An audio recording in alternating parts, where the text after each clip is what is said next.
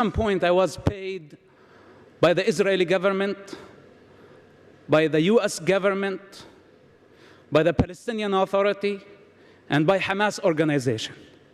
I was working for all those guys at the same time. So today, if I speak with the authority of experience. It's not from the books. It's not a second-hand knowledge that I got from somebody. I don't represent government or politicians. I represent myself. I am an individual. I am not an organization. And I don't like to take sides, because I don't belong to nations. I don't belong to the crowd. I have transcended this long time ago. But the Jewish nation is dear to me. And when I see nations unifying against the Jewish people, it hurts me. Because at some point, I thought the Jewish people were the enemies of humanity. I thought that they were the enemies of our people, the Palestinian people, until I came to experience what the Jewish nation really is.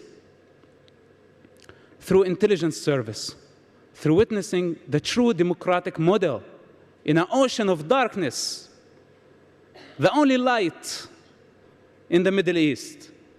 And I wonder, people here in the free world who think that they are free, unifying against Israel, attacking Israel, isolating Israel, boycotting Israel, BDS and all this hypocrisy. Of course, hypocrisy coming together with political correctness, because it's the same. Two faces for the same coin.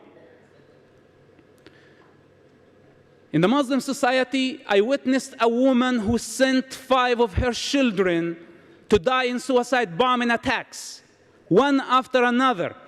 She would put this explosive belt on them and bless them and say, "Go kill the Jews," to gain respect in her society. This is hypocrisy. My father disowned me because he's a hypocrite. On a personal level, he's a loving father. But when he puts the Hamas mask that he cannot exist without, he's a monster, he's something else.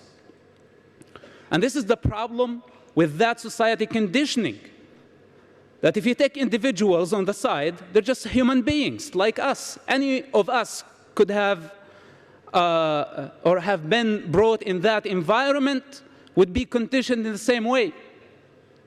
The human condition does not differentiate between an Arab or a Jewish person. But the collective mind of the society is representing something. Is representing an ideology, a culture, a state of consciousness that calibrates in darkness, that calibrates in the 7th and 6th centuries, ruled by tribal lust for power. It have not changed, or it has not changed. Muhammad, and I know that I've been told by people here not to say this, so it does not look like the Jews are going against the Muslims. But we cannot fool ourselves. There is an Islamic problem. Al-Qaeda, Hamas, Hezbollah, Islamic Jihad, ISIS, Boko Haram, all of them are killing by the name of Allah. They're not killing by the name of Jesus. They're not killing by the name of Jehovah. They're not killing by the name of Mahavira or the Buddha or Lao Tzu. They're killing by the name of Allah. There is an Islamic problem, and I think humanity needs to stand against this danger, because this danger is not only against the state of Israel. This danger, thank you. This danger is against the evolvement of mankind.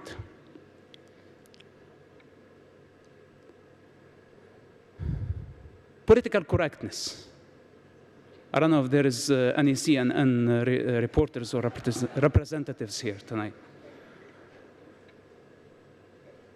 You know, political correctness, when my friend invited me to his wedding and he asked me to wear a tuxedo,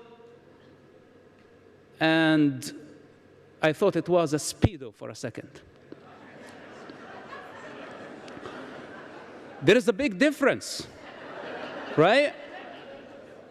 That would have been politically incorrect.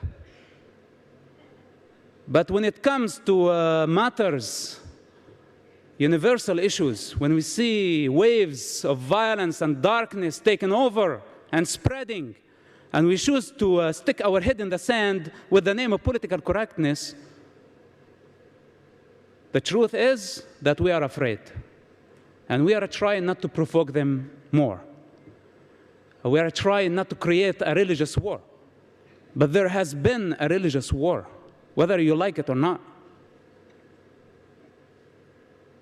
The better way is to face it, to grow up, and face it with courage. This is what I say. The problem is not in the individual. We are not against the Muslim people. I cannot be against my mother and my father and my people. They're just people. And there are idiots everywhere in every nation. But I'm talking about the collective consciousness of nations, of regions, and the cosmic consciousness of all humanity.